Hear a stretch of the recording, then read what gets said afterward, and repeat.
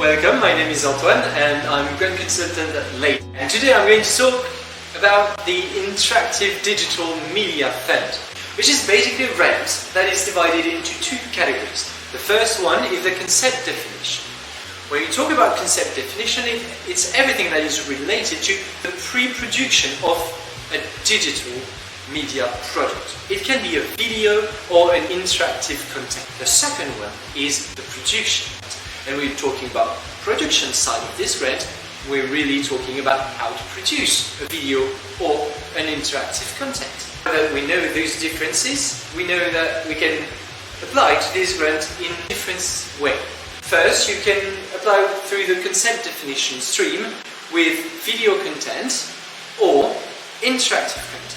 It's very important to see the nuance between the two substreams. Okay?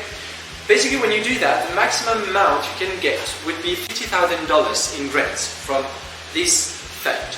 And on average, what we witness is a grant that goes to $33,000. The second possibility that covers both, again, for video content and interactive content is the production side of the grant.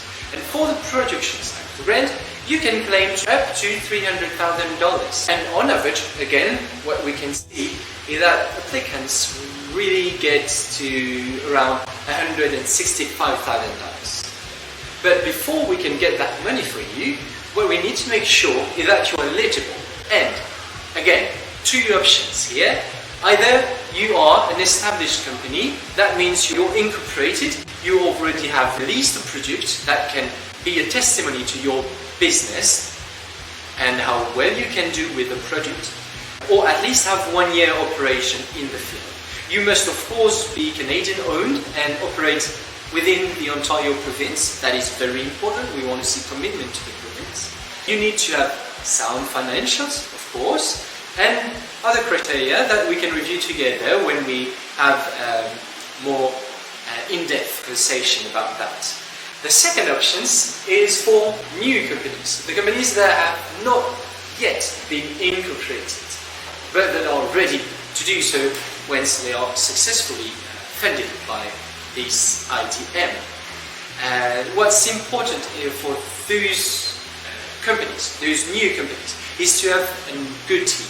A team with people that have at least 3 years of professional experience in the digital media environment.